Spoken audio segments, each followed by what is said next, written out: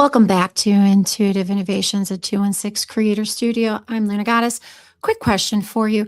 If someone that you love could come back and talk with you for 5 minutes, what do you think they'd say to you? Do you think they'd talk about regret? Maybe about the relief of being on the other side? Or maybe it's a combination of both. As a trained medium, I'm able to communicate with the other side. And quite honestly, a lot of times they have relief from whatever they were suffering in this world, but they have concern for the people that they've left behind. So I want to talk about how love is emotional. When you lose somebody, it's a very emotional experience. Responsibility is practical, and true care is both. So as we sit and think about that, I want to talk to begin with. I'm introducing my sweet friend Rob Lalo Mandir over here. He is with Country Financial. Can I say that? That's okay. Okay. And the reason I brought him on today is because always when I talk to the other side, their biggest concern is about burdens they've left for the living. The dead never really worry about themselves. They worry about the living. So we're going to bring each other kind of into this conversation. It's going to be a real informal experience, but I want to talk first about energy. So Nico, can we put that one up about energy? When we look at energy, a couple things to understand is that energy is not created nor destroyed. This is something that we've learned way back in the day. And you'll see that the consciousness of the other side surrounds us. So in this image here, you see the father kind of comforting the mom and the mom looking at the bills and being concerned and understanding insurance. I would say the bulk of people, when I talk to the other side, they'll say, you know what, I don't know where those files are. I didn't know we had an insurance policy. We might be losing our house in the midst of grieving a loved one. And that's traumatic enough. Going through the experience of losing someone you love is traumatic enough. But not knowing what your future is while you're still living is the most traumatic thing to go through. So they want to know, are you okay? Did I leave things in order? Did I make it harder for them? The dead, or even as people are getting up older in their age, never really regret the things they did. They regret the things they didn't do. So I've done some work working with people in assisted living or I call them retirement homes, but I think there's a classier, newer name for them, but memory care, everything of the sort. And the interesting thing that always comes up is legacy. This concept of, did I do right by my family? Did I do right by my community? It's never they sit there and they go, can you tell me what my bank account number is? They're not concerned about the money for themselves. They don't put it on their epitaph. My bank account was this. They put loving father, dedicated serviceman, or whatever it is that identified them. But their bank account isn't one of those things. Yet in our communities, we chase that tangible currency. And let me talk about this. We talked about currency as energy. So when you're thinking about that, maybe we're chasing the wrong energy and the wrong currency. The other side doesn't want you to worry, but they want you to be concerned about the living. So I'm bringing Rob in. Does this resonate with you when you talk with families that have had losses? Because I'll say, I'm so grateful to Rob. He is actually my personal insurance person. And I like to say, Luna has a way of running her mouth sometimes. So it's so nice to know that I'm protected. My family's protected. My goods are protected. My life is protected. And I feel like if something was to happen, unfortunately, to me, I would be okay. My family would be okay. Yeah, so life insurance, it should resonate with every single person, young or old. But more importantly, if you're a younger family and you've got younger kids, so like myself, I've got an almost 4-year-old and an 8-month-old. And one of the big reasons I got life insurance is to take care of my wife and my kids if something were to happen to me. I could leave the studio today and be distracted driving, pull out in front of a semi, and then poof, I'm gone. Redacted universe. That is not a request. So I think the hardest part here is when you have grief, right? You're already hurting, you're in pain, you have loss of a loved one. And this might not just be about insuring that per se, because there's other things we need to be concerned about. Then you throw in the logistics of now, how am I paying for the funeral? I've seen so many people do GoFundMe's to fund funerals for Nana, for their dad, Mhm. for their cousin, for their own child. oh my God, that must be the most horrific thing to lose as a child. Well, you're still a living parent, but that equals overwhelm. So you have grief plus logistics equals overwhelm. And I sit there and think about it, and I'm able to communicate with the other side through consciousness. So, can we put that one up about consciousness, Nico, as we take a look at that? Um, the energy flows and it goes. So, when we take a look and we start to see that energy is able to be felt, because again, if it's not created nor destroyed, and you believe the science of that, great work done by Einstein, we know it has to go somewhere. So, it's almost like the most ultimate cosmic recycling. You're able to feel. And what's interesting is I have had a couple experiences. Let me back this up. On the way here, I was talking to my spirit team, to my creator, whatever you want to insert on your belief. You call it universe, call it God, call it Yahweh, call it Jesus, call it Abba, whatever your personal belief is. But I was talking to my creator and spirit team, and I said, look, I'm doing this episode today with a sweet friend of mine. And I said, I need a sign. I need a sign that the spirits are with me. I need a sign that if somebody wants to come in and ask about their other side and maybe have a message come through, that I'm ready. And I swear on everything, coming over, I get to see a lake as I'm driving here. And in the top of the trees of this beautiful lake was an eagle. Now, if you're from Alaska, you might say, Luna, they're like squirrels here. Yes, I understand. But in the Chicagoland area, they're not as prevalent as you would think. I don't see them very rarely. You see hawks, red-tailed hawks. I'm not a bird person, but I looked up and I saw the eagle, and I swear to God, I think the eagle looked at me. And I thought, okay. And then immediately in my head, if you are religious, you'll understand that song, Eagle's Wings. And every funeral I've ever gone to as a Catholic, they play that song. He will raise you up on eagle's wings, bear you on the breath of dawn, make you to shine like the sun, and hold you in the palm of his hand. And I got to thinking about that. Now, this is very personal for me because I've told this story occasionally, but I've died once. Did you know this? I did not. Okay, I've died. And obviously I'm not dead, but this is the craziest story. Almost 24 years ago, I had an ectopic pregnancy and it ruptured. And unfortunately, it did it when I was on the highway driving with my 8-month-old daughter in the back seat. And to say I knew I was going to die is an understatement. My bigger concern was I was about 5 minutes from my house. And I knew I had to get her home because if I pulled over on the side of the road, no one would find us and something would happen to her. So in that thinking as a mother, as we often do, it's about protecting my daughter, Rory. And I was actually on the phone with my mom and she's like, pull over. I said, I will not. I said, I have to get home. I'm going to die. And I just knew. And actually my head hit the steering column. Now, I didn't expect my then husband, her father, to be home. He was supposed to be away in Springfield at a conference. My head hits the steering column. That's what lets the horn go off. The last thing I felt was my head hitting the steering column. The next thing I remember was I was standing in a long hallway, and it reminded me a lot of, I went to Catholic grammar school, of those square tiles. Like if you've ever been, for some reason, it's always like a vet office, or it's always like a Catholic school. It's got these big square tiles, like 70s design. I'm on one side of the hallway, and there's this Gadsby style party on the other side of the hallway. And, I looked at it and I went, Gadsby is my era. I'm the Gadsby girl. I might fall into that. Right. I was like, oh, it's clinking. And it's almost like if you don't have your glasses on and you can hear the cheers and you can see the candelabras and people are having a party. And all I could hear them say is, come here, come to us, come to us. And it was so beautiful. In a heartbeat, I would have. It was this close.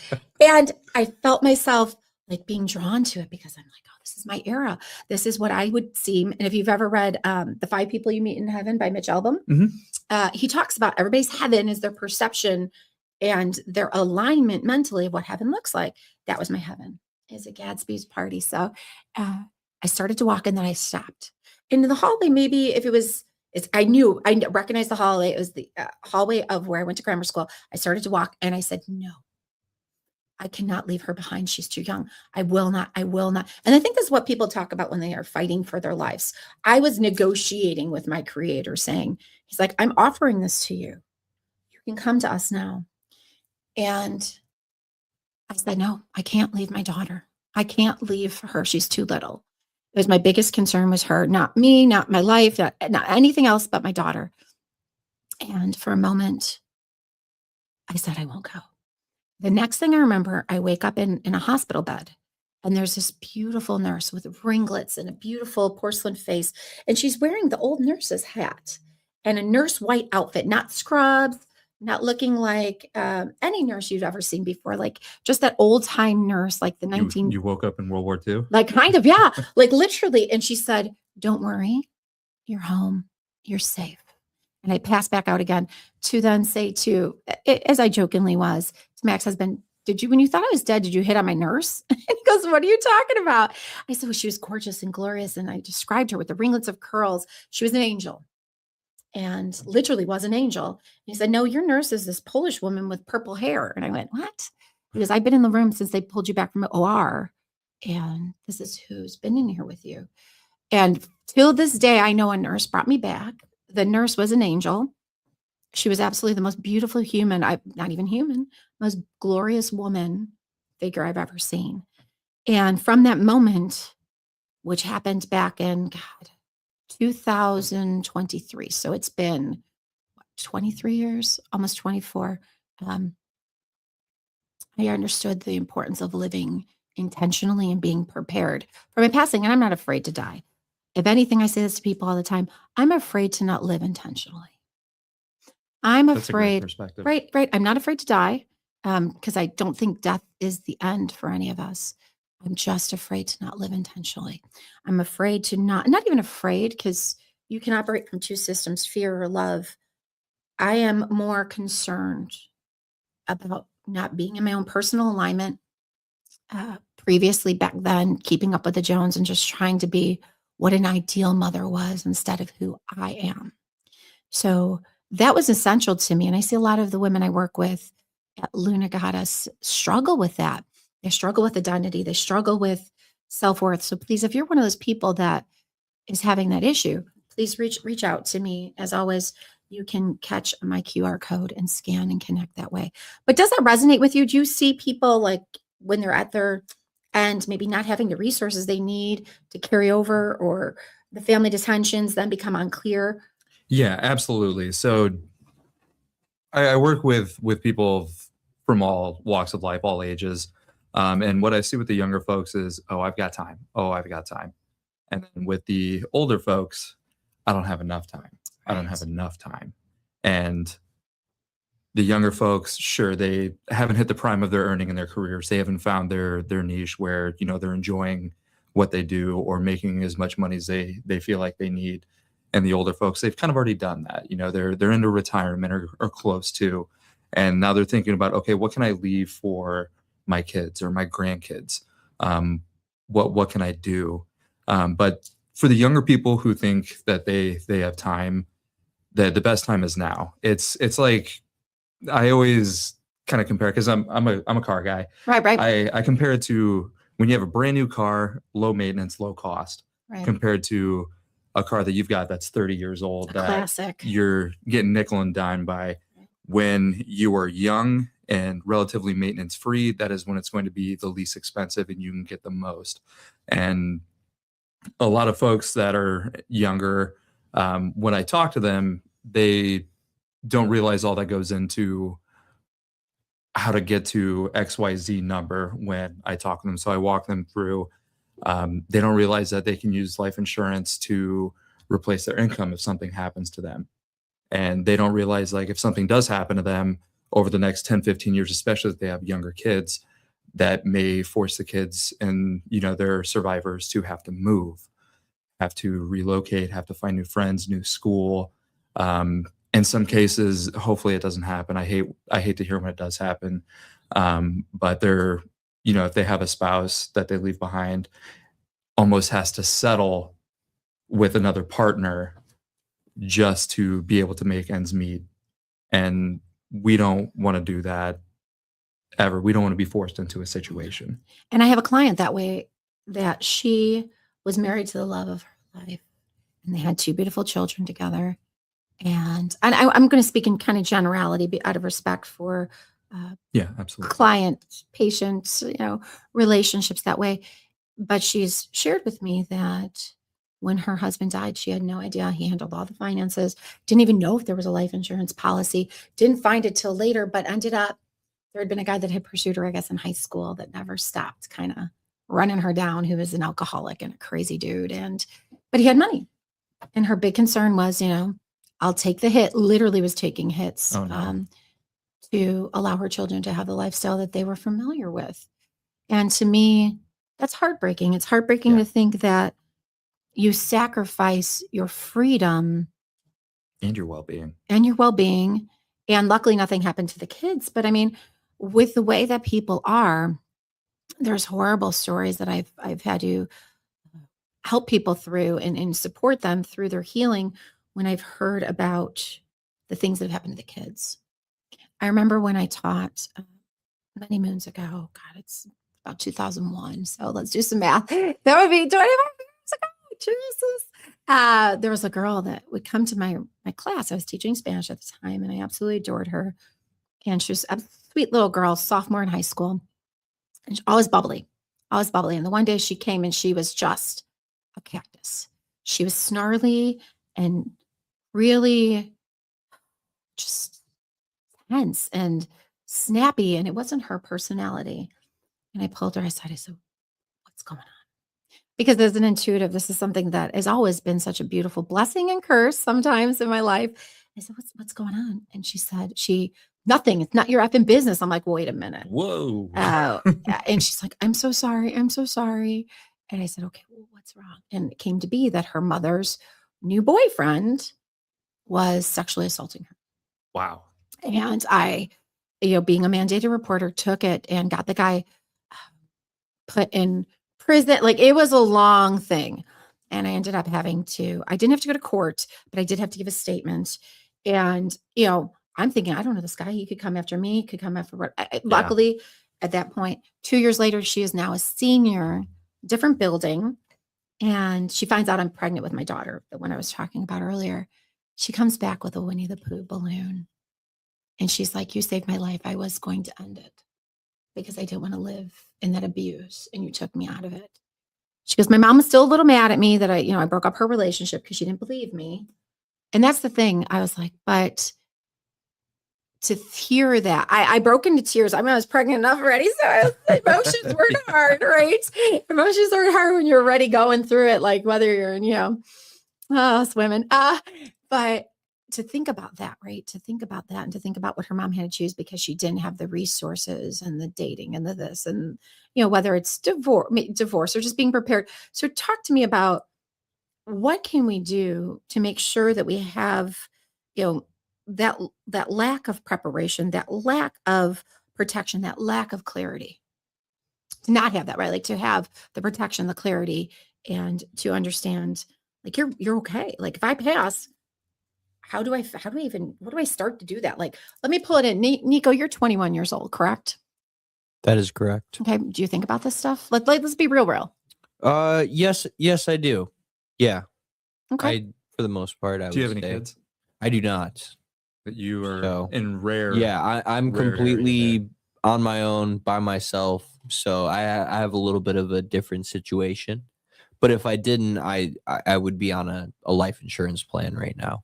So, but well, the no fact one that you're else. 21 and thinking about that, Yeah. that puts you in rare. Yeah, I was just about to say none of my friends have even I know thought when I about was it. 21, I was thinking about. I was thinking about what bar we were going to and what cute outfit I was wearing. I didn't even think I was going to make it to 30 when I was 21. I was like, I I don't have to worry about I any did of that. some crazy shit. I'm going to tell you. And I'm not going to tell you because you're my insurance guy. My rates might go up, but that's I'm not old. an actuary. It's fine. That's cool. Then we'll keep it rolling.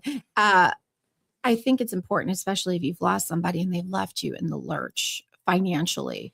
That could be part of what goes into it. Like, I think some people are forced to grow up much faster than they need to. Absolutely. They absolutely are. Trauma will do that for anybody who's ever been through it. You grow up quick with trauma when you're young. But for those kinds of situations, the first step is to find a trusted advisor. Right. And it's hard to meet. You're not going to go online and put in some of your information, and then somebody. It's probably at this point it's AI, Right. and could be AI. Let me Most potentially backtrack will there. be, right? But little to no underwriting, which is fine. When you're young, you typically don't go through a ton of underwriting anyway. But you don't know why you have the number. You don't know the why behind why you're doing it. And so when you have a local trusted advisor, somebody with experience, go through a list of questions, and we do it every single day. And I've got a list of questions that I ask every single one of my clients that are must-haves, and as they answer that, it branches out and becomes way more individualized. And then I figure out the why behind you wanting life insurance to take care of whatever it is. I've had clients who don't have any family left, and they want to leave something to someone somewhere. And a lot of the times I'll ask, hey, do you belong to a church, any organizations, anything like that? Do you think that they could benefit from something like this? And that's how some folks leave a legacy, because at the end of the day, that's kind of what the ego wants, is to leave a legacy. Well, and I think it's just about, I don't know if it's really even ego per se. I think it's just about wanting to know that your life counted and that you made it count. And then once you're gone, that it continues to bring value to others. Yeah. So I always say, like, being in education, if you can't think of it, you're not religious, you can't think of a church or an organization, donate it to your local school and make it a scholarship, so a child can have an opportunity at a future that they wouldn't have had. I feel like I've noticed, and this is just the pattern of working with clients, the lower class, and I hate saying low class and middle class, and I feel like the middle class is dissolving faster than a tablet in water. But I feel like those are the, like, we're almost blocked by our mentality, by our mindset of understanding this, where the upper class and the rich understand trust, and they understand insurance, and they understand structuring all of these resources so future generations do it. There's legacies. Like, I don't need my name on a damn library, but I want to know I made a difference. Yeah. Right. So is that something that I think that a lot of our viewers might be like, well, I didn't really think of it that way. Yeah. Well, and it depends, with lower income, and I grew up in low income, and it was survival mode. That's not anything that was ever thought of when my mom passed away. It was years before I even got into insurance and obtained the knowledge to, if I had it when she had passed away, would have helped. And my dad lost the house because he was disabled and wasn't drawing Social Security yet. So banks don't care. Debt collectors don't care. And sorry that I get emotional when Please I talk about my mom. look in here on Intuitive Innovations, and anytime you're with me, this is the emotion that a lot of people feel when they go through loss. So for you to authentically be having that just speaks volumes to your character, and speaks volumes to who you are as a human being. That. And that's why you represent me, because I only work with really high quality people. But Rob's a perfect example, right? Like, if you're living paycheck to paycheck and you have to determine, do you want to put food on the table or pay the light bill? Last thing you want to be doing is paying a premium for insurance. Yeah. But it's essential. It is. The fact that your dad lost the house, I don't think I knew that. It's we're estranged at this point now, so I don't talk too much about him. And that's for another episode. Right. That's a different episode, folks. But yeah, so growing up in, lower income, we didn't have the resources available. And it is, if you are in the system, thankfully my mom worked 3 jobs, so I was never in the system. But trying to figure out even who to talk to figure out those resources, it can take years. Because when I first got on my own, I just, all right, boop, boop, online. I know I have to have auto insurance. I know I have to have renter's insurance. I'm just going to do it online. Sure, that's probably what I should be paying. Fine. And then never talk to anybody. There's no annual reviews to see if my financial situation has changed. The only time that anything changes is if I got a new car or something like that. Right. And it's finding that local person that you can, in the day of technology, it is honestly such a privilege to be able to walk into somebody's office Oh, absolutely. and And have be able to- accessibility. Yeah. I actually can text you and I can say, I was surprised. You caught me, we were at an event together and you said, hey, let's just sit down for 10 minutes. And I went, what? I have to review this? Like no one else has ever taken that. I'm 50 years old. And that was the first time that somebody took the time to review my policies with me. You cared enough to say, hey, Luna, let's take a look at this. And I went, what? And I said to my husband, I said, he's a real one. I'm so grateful. Yeah, to and when think about that. you have somebody in your corner that can make sure that you're taken care of in the event of the worst possible day of your family's life happening, it's peace of mind. Oh, it's And absolutely a peace of you mind. sleep better at night, and me in my role, just having a conversation with you about it, I sleep better at night. And And that speaks volumes to your integrity. It speaks volumes to your integrity. And we're not just talking about like, obviously, it's so much beyond just life insurance, right? It's, God forbid, a friend of mine had a fire, she just bought a new condo. This was years ago, early 2000s, and she bought a brand new condo in Mhm. Chicago, an upcoming neighborhood. It was being gentrified, which I'm not a big fan of, but it was completely gorgeous, super expensive. Within a month and a half of living there, there was something wrong with the wiring in her microwave. It was the microwave. Her whole place burned. oh my gosh. Her whole place burned, right? It was salvageable. I guess they were able to do that. But all of her stuff had to get put into uh, I don't even know what you call it. You might know this, but they had to like smoke out all her crap. And she had to be out of her place for a year and a half. Mhm. A year and a half, but still make payments on it. Mhm. Still make payments on it. We collaborate with some people that talk about restoration and water damage and fire damage. So it's so far beyond just that life insurance policy. Like you said, you could be driving redacted and something happens, and now your car's totaled, Mhm. and you're still paying. We're paying on our cars. I'd still have to keep paying on my car that I can't even drive. Well, you wouldn't. I wouldn't. You wouldn't because you talk to me. No, ha ha ha ha. But yeah, there's I'm okay. a lot of moving parts with it, and every day my job is to make sure that if something happens on your worst day, that you're whole, that you have a plan. Kind of like a counselor. No, I wouldn't go that far. I guess that's what I'm here for. So he makes sure everything's okay, and then I make sure you're okay. See how we work so well together? Mhm. All of your things are okay, and Luna makes sure you Yeah, are the material okay. items and the things that are replaceable, don't worry, I got you. Yeah. Now the mental health and the spiritual stuff, That comes to me. Yeah, So I'm no help. but you are in a way because you spoke so beautifully about your own personal experience. So I think anytime that you can bring in your own spin on something because you've lived it, the more that I work with the extremely wealthy, and I have some NDAs, so I have to be careful who I talk about, but I have clients that their wealth would blow you out of the water, like your mind would just go. There's knowledge that's passed down from generation to generation. Mhm. There's understandings. It's almost like a mind. You start getting trained at a very early age, Yeah. one of two ways: that lack mindset or that abundance mindset. And for us in the middle, or maybe like towards the lower end where I was, we grew up very similarly. We've talked about this, that to jump over to a different mindset, like even when the extremely rich lose all their money, they don't lose their mindset. Yeah.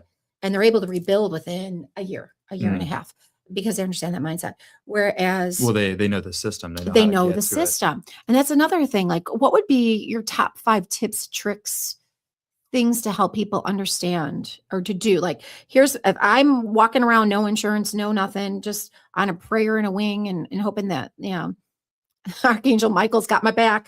What would you say are those top things to do? No matter what your income is, first thing that you should do is get a financial advisor. Okay. That would be my number one recommendation.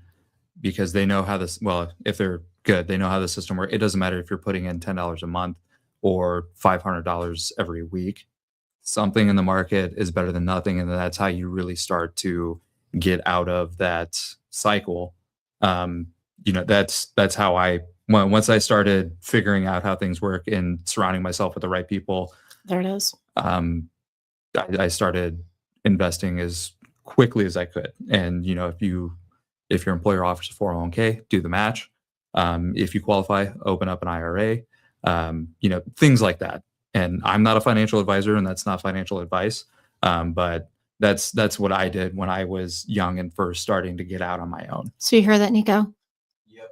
Okay, clock it. Yeah, I was listening. Okay, good. I check. I care. He's like my little mini son over there. Not mini, but like he's like one of my loves. I've heard that before, like that advice, and now that he says it again, You're clocking it? Yeah, it's stuck Okay, with it's me Luna now. approved advice, folks. Perfect.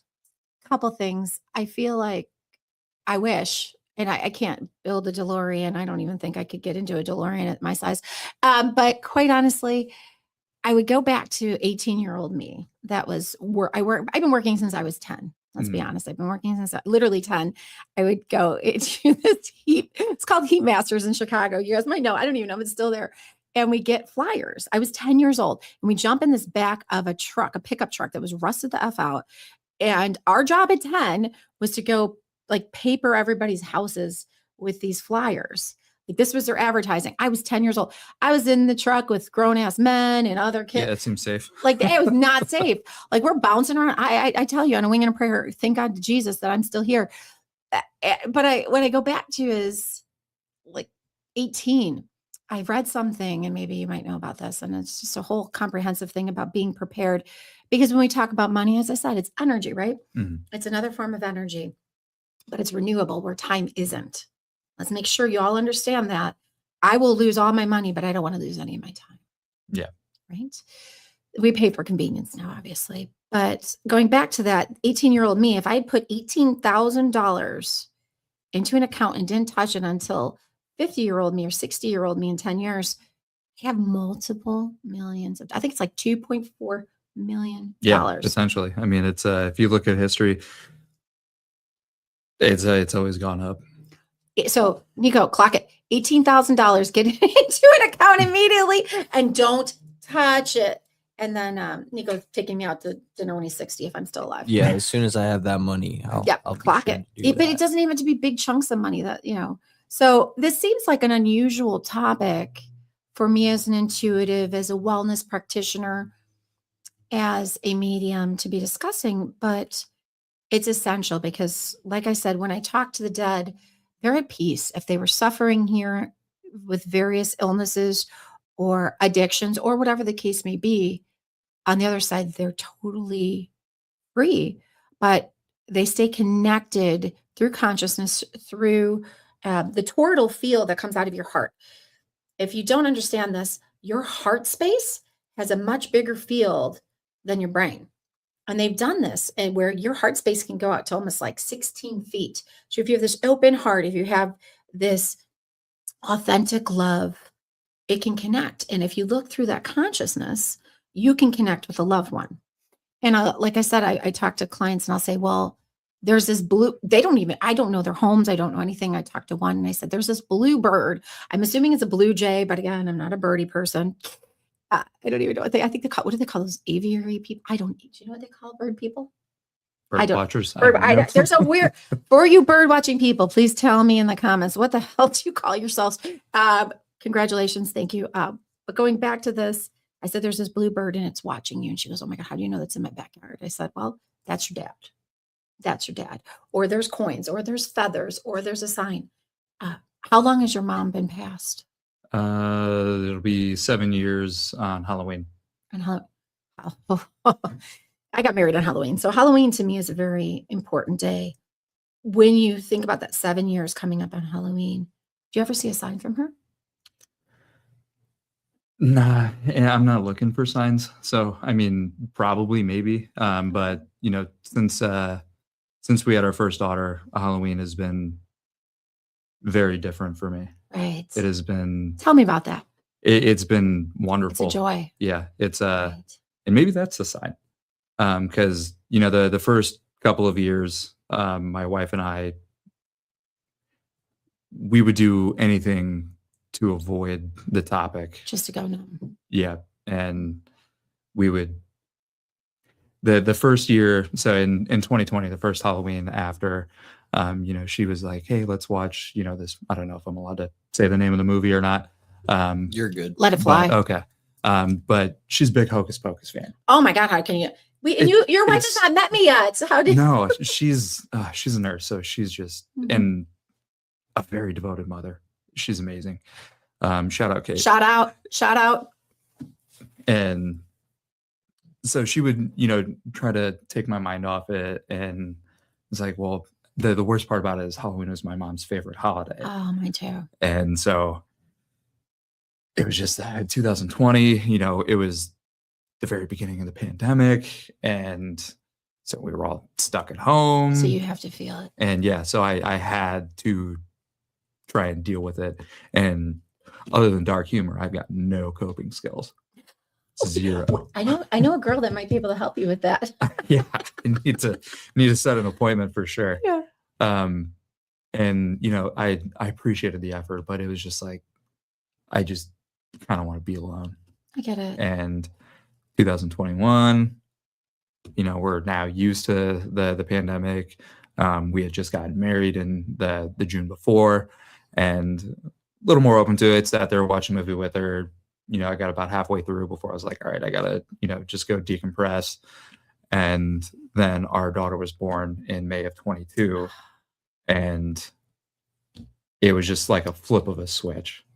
It's like, oh, she's in her little cow outfit, and she was 5 months old, so she didn't know what was going on. But it was just like, okay, I can't let this be different because she's gonna miss out on it, and I'm gonna miss out on her enjoying it. And just year after year, it just gets better. You every let the single year. pain fall off with you. Yeah, You didn't pass it on. Where unfortunately, I work with clients that have ancestral pain passed down generation to generation to generation. As always, if that's one of you, please reach out to me because I have a protocol for that. Or if you have that mother's wound or father's Mhm. wound, something that you may be working through. But there's something to be said that I believe she was your gift from your mom. I'd like to think so. I do believe so. I do believe that the joy that she develops, and you'll watch, if you really lock in, you'll probably see some of those beautiful gifts of your mom and your daughter. Right? The Yeah, I think one of the curiosity. gifts is karma. At least as of this morning, it was. Oh, whoa, okay. So, So as a kid, I did not like waking up early, okay. and I think my oldest, her name's Vivian. Mhm. I think Vivian may have inherited that, and I think that's a little bit of karma.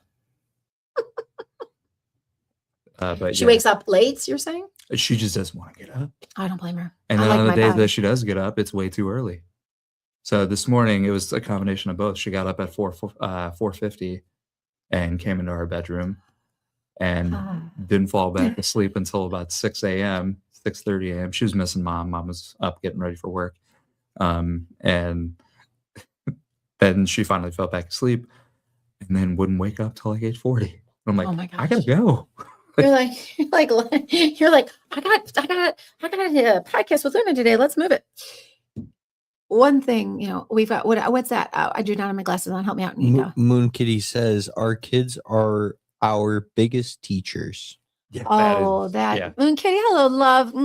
Because it's you. Yeah. And I think that's why we choose, if you are a parent, this is what I'm going to implore to you is if you're a parent and, working with Rob, I have peace in knowing my home, my goods, myself, even my business in a certain instance my kids are going to be okay. Because I don't, like I said, I'm not afraid to die. I'm afraid to not live intentionally. And the real burden is I don't want to leave a burden to my family or my husband, who's 10 years younger than I'm sorry. He'll correct me. He's 9 years and some months younger than I am, but he's still younger. He's in his 40s. I'm in my 50s. It's a real thing. And my mindset still thinks I'm in my 20s. So of course I'm going to keep doing stupid shit like parasailing. I'm sorry. I will not be. La la la La la la la la. I'm still going to keep doing stupid shit.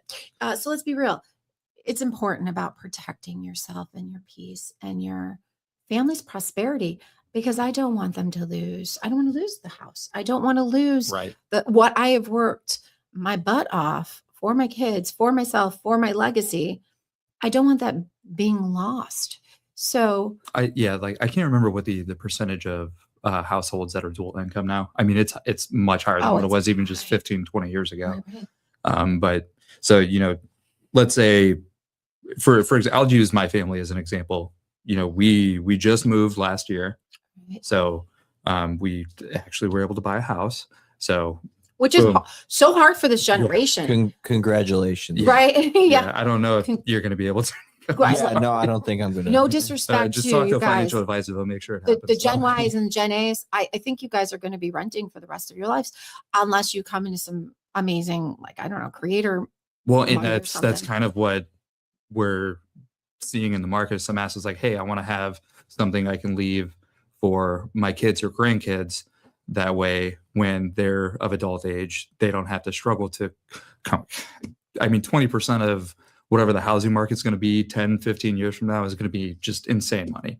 And if you try not to get political, but if wages don't keep up, no one's going to be able to. No, that's economical. Yeah. That's not political. You're just saying that if you're outspending your income, that's just common math right there. And that's what I've set up for my girls is that, when they're 25, 27, if they, they decide to go to college, we've got accounts set up for that to pay for that. And we've got policies with living benefits that should they choose to cash out those living benefits, the idea is that would be used for down payment on a home. And, ideally, I don't want them to have to be dependent on anybody else to help with that. If they ask us, and we can, we'll help. Of course, because, you want to give them roots and wings and you want them to have that responsibility. Right. Because I think anything that's ever been handed to somebody is usually by the third generation completely destroyed. Oh, yeah. Yeah. I mean, gosh, if I was Nico's age and, my parents had left something for me at 21, immediately gone on frivolous things. Yeah, like It would have been. Boone's farming a new pair of Doc Martens. Yeah, it would I have don't been all right, know. my dream car. Yeah. It would have Whatever's been, in trend right now. Exactly. Whatever's trend. exactly. And listen, as an influencer and a UGC creator, I understand consumerism Yeah. incredibly. I actually kind of depend upon it for my paycheck some days, but it's also about understanding that stuff doesn't fill the void. No. So it when doesn't. somebody passes, when somebody's gone, listen, that Easy Bake Oven I wanted when I was 7, I don't even have it anymore. I wish I did. It's probably a collector's item, but You could probably go on eBay. I and get another one. probably could. I think I know what you're getting for the holidays. Cinnamon, do not give me an Easy Bake Oven. I barely use our real oven. Let's be honest. But I do love my Instapot. Instapot, not a sponsor, but you could be. And I just feel like it's not the things, it's the memories, it's the time. So as we're kind of getting to winding down in the podcast, the things that I keep hearing from spirit, because there are some spirits around me. So there's somebody that wants to come through. This is a very haunted studio. So there's always something coming around with me. And usually my tech is doing some weird stuff. Today it's kept peace because I think it agrees with what I'm saying. And it's almost like clapping us on saying, take care of the living. Because once the dead are dead, there's nothing else you can do. You can honor them. And that's an interesting thing that I was going to say. When your mom passed on Halloween, Mhm. the next day in Latino culture is Dia de los Muertos, which is the 1st and 2nd of November, is an All Souls Day if you're Catholic. It honors the deceased. Like if you go watch like Coco, I imagine some days when your girls get a little bit older, they might like to watch that movie. Coco. Oh, we've watched. Have you? Do Yeah, they love it? Coco is one of my favorite Disney movies too. So Isn't it interesting? it's a very Funny that beautiful I kept hearing Coco, Coco, Coco. And there's other books like the Book of Life or, but it speaks to that as a society, at least here in the United States, we need to get to a place where we don't mourn, we honor. Yeah. And that's really hard. And I don't know if that's because we leave the unsaid, like whether it's through estrangement, whether it's through But so self-editing. What you do know, you think? funerals and everything like that, it's obviously, it's not for the deceased. Right. It's for the living, and it's just so ingrained in our culture. And I Do you should have- probably know where it comes from, but mourning versus celebrating. I mean, I would much rather have celebrated. Okay. Do you have your plans for when you pass, how you're, Yes. okay. What are they? Would you mind sharing? Yeah. No, I don't mind. So I plan on getting cremated, as far as I know, Okay. and would rather have a celebration of life. Somebody, have our friends and family, our nearest and dearest, over, eat all the favorite foods that I have, and hopefully, I pass before my wife does. That way, I can have her eat the foods that I know she doesn't want to eat. Lactose intolerant. Enjoy those cheese balls. I know. That's an evil last That's a wish. bad one. Okay, well, mine's better. Not better. Like, I'm not trying to like one up you here, but here's mine. Go. I'm going to be Be my guest. cremated as well. Part of my ashes. Now watch, I've got like percentages of how this is going to go. Luna's being cremated. Part of my ashes are going into jewelry, keychains, whatever, so my kids can always have them with me. Now, because my kids tend to be careless on occasion, I'm going to have backups made. So when they Mhm. lose the shit, they have another one. Then I'll be put like in a savings box or something or be alongside our trust. I'm also going to take part of my ashes and say, okay, when you go someplace that I didn't get to experience during my life, leave my ashes there. Like, don't pollute, just sprinkle me somewhere, sprinkle me on the grass, right? Return back to the earth. The third thing I want done with my ashes is I want them put into fireworks so that when they go off on the 4th of July, I can rain down on my haters, and they literally will have bits of me in them.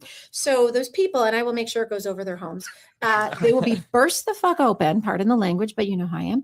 Let's be real. And bits of Luna will rain down on my haters. As far as my celebratory party, there's going to be drinking. There's going to be food that I love. And if you don't like it, don't come. There's going to be gambling. It's probably going to be an establishment like a casino. Casinos? Riverboat. Oh, yeah. Riverboat. We're going to book the riverboat. Casino's not a sponsor. It could be. Then also, I want people just to tell fun stories. I'm going to make recordings.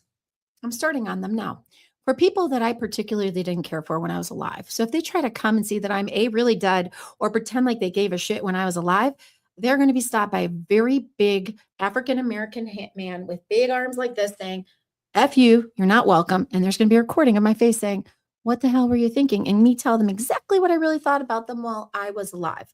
That is how I'm dying. I thought I was petty. Whoa, this is going to be Patty Luna. And you know what? I know that sounds really harsh to a lot of people. They're like, shit, which list am I on? That's going to be a very long and intense will to make for your lawyer. Listen, that's why they get paid the big bucks. Actually, it's going to probably not be a will. It's going to be a trust because that's the way money really is secured Oh yeah, with sorry. families, right? Yeah. So I got to work on it. I've already been dead once. Quite honestly, I think this is my rerun and my ability to come back out ahead. I'm seeing some comments. So Nico, what do we got? Anything that I need to be aware of? The last 3, Moon Kitty says, in a way, I almost think it's better to rent. I know long term is not great. Okay. And maybe that could be your personal perspective. Like we're talking right now, Cinnamon and I are talking about living outside the country. Like once the kids are all through college, like a 5-year plan or so, maybe 5-10, within the 10 years. Do we want to purchase something? Do we want to keep our home here? And do we rent that out? Do we live part-time here, part-time there? Do we rent? Do we buy in another foreign country?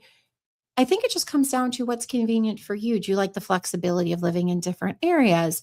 And as properties become more expensive, are you going to invest there in your roots? Like I'm in an HOA. Quite honestly, I'm in HOA hell. Oh my God. Are you in an HOA? Mm-hmm. What the F? Who's Karen asked bright idea was HOAs? I can't. That's a different show topic. Ours is pretty relaxed. So I have got that going for us. So. I've been kicked out of our HOA Facebook group 3 times. I've been muted. Why? Because I speak the truth. Because she's her. I am her. I am me.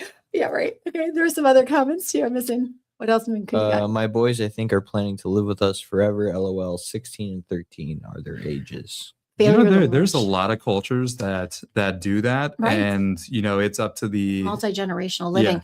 I would love to buy property. This was another thing in Tennessee, and have them have their own like little barndominiums and say, look, if this could be your home, I'm buying 10 acres.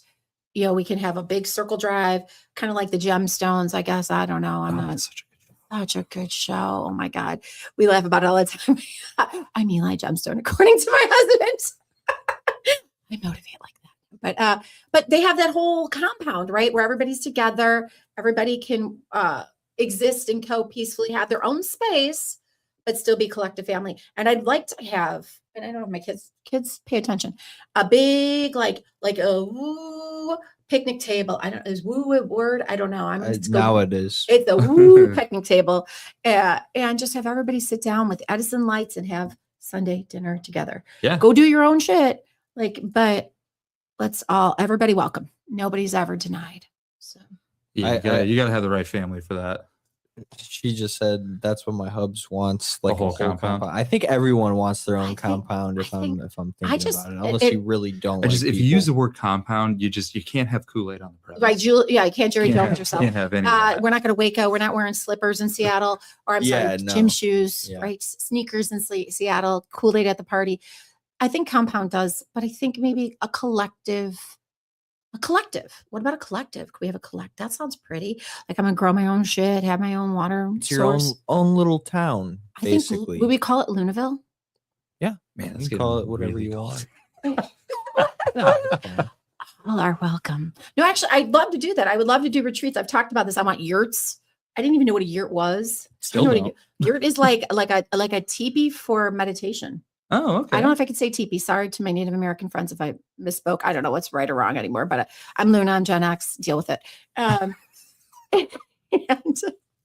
But respectfully, right? And I guess they're just like, they look like, I don't know what the difference is. Somebody in the comments, please tell me what's the difference between a yurt and a teepee. I think it's just a new word for it. And just to have everybody come out and just relax, make some s'mores, tell some stories, like an adult camp for women. If you think that's a good idea, let me know. Blow me up. I need sponsors. Thank you. In I believe it's Michigan right now. There is it's a whole town. It's a small town, don't get me wrong, but a whole town for sale. It's got a church, it's got strip malls, like where businesses How much were, and, can I afford that? and a school. I don't know if it's a sound investment. Yeah. We're going to take a look at it. Michigan, we're coming for you. In Michigan, you can gamble online legally. So I kind of like this already because you can, play slots on your cell phone. That's one of the city. You can't say this type of Can't- stuff in front of them. You can't do it in Illinois. You cannot play slots for money in Illinois. Michigan's one of those places that you can. Really? New Jersey's another one. You want me to keep going, you guys? I am a wealth of knowledge. You just didn't understand. Not only am I intuitive, I'm a fantastic gambler. Okay. That said, you know what? As we want to love people, we don't want to leave them with confusion. I see billions of comments coming. And of course, Luna didn't put on our glasses because I don't like the glare from them. So is there anything else I need to be aware of, Nico? I wouldn't want my parents close, but I think my kids would be fine with living close. We have honest conversations. Moon Kitty, you and I both have that mother's wound, and we've talked about this on our show. They're not welcome. My kids are welcome, and they just got to get in line a little bit because you know what? Being children of divorce, it becomes difficult. And I'm not asking them to pick sides, do anything like that, but you align, I think, to one parent's energy versus another, and that's okay. But all are welcome that are like from me down. I've broke generational curses, and I already see this happening where, and I think it's so funny that people don't understand. I'm intuitive. So I'll be streaming on TikTok or, YouTube. Hello, everybody. And there'll be a bunch of my family members in the hallway, and I know they're there, but they don't come into support. So if it's not my children, my husband, and people that I consider personal family, like Nico, you're invited. Your family. Thank You're you. welcome. Okay. Some of the family that I've come from, the family of origin, lose the damn address. Don't send the Christmas card. You feel that. Like, Yeah, don't I'm with you. I'm gonna. There'll be compounds. Got it. I see a lot of love. I think our biggest wrap up is you don't know when you're going to pass, but you want to be prepared, not for yourself, because like I said, don't fear death. You can work from love or fear as those two systems, but you want to have the resources in place for your loved ones, because the last thing you want to do is leave them grieving, confused, and without what they need to be able to continue to live their lives intentionally.